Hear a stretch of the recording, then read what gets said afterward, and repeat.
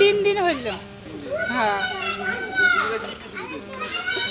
চিড়ে দিছিল, মুড়ি দিছে, চাল ডাল তেলও দিছে, কিন্তু রাতি করে লাইন না দেয়, সোয়া পানি কষ্ট করে থাকি। আমার বাড়িতে পানি হয়েছে, পানির জন্য আমরা আসছি। আমার বাড়িতে তো লাইন টাইন আসছে, আমরা গরিব মানুষ দিয়েছেন, স্কুলে যাচ্ছি, না হলে তো না আসি না। সরকারের দ্বারা যে চিরামুড়ি আপনাদের দিছে এই আপনাদের চিরামুড়ির উপর সন্তুষ্ট না আর কিবা সরকার আহ্বান করবে আর সরকারের কি দেয়, যা দেয় তা তো ভালো হয়েছে, কি দেয় আরো সরকারে। এইভাবে আপনারা কি কি সুবিধা লাভ করেছে আপনাদের? আমি তো কিছু লাভ করি নাই। আগে আসবে 3 দিন করে হই, 3 দিনের মাথাত একদিন চাউল দিছে, 3 কেজি করে চাউল দিছে, আধা কেজি ডাল দিছে, 100 গ্রাম মিঠের তেল দিছে, আর নিমখ দিছে বোধ হয় 100 হবো নিমখ। আর এই দিয়ে কি সংসার চলে নাকি? আমরা বর্তমান মাটি কাটা কাম করি, এই সময় আমার কোনো কর্ম নাই, আমার বেটা ভাইতে সব কিছু বসিয়েছে।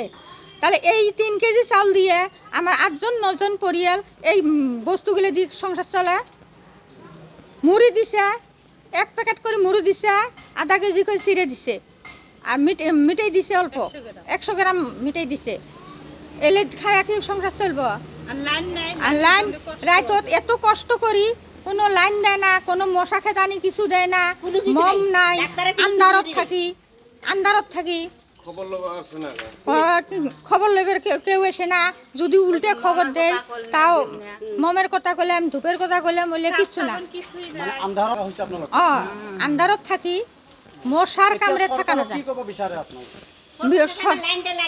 লাইনটা লাগে আর আমার খানিক সুবিধা দেওয়া লাগে। আমি যে ক্যাম্পখানে আছি, ক্যাম্পখান আমরা বান্ধি আছি, বিনি দুঃখে আমরা ক্যাম্পখান বান্ধি নাই।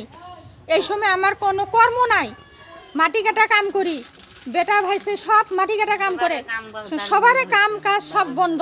তাহলে আমরা সংসারটা আমরা কি খেয়া বাঁচি, কি খেয়া সংসারটা চলে? আমি এই সাফরের আজাদনগর সিংহের বাগ। আপনার ঘরের দুটোই পানি আছে? হ্যাঁ।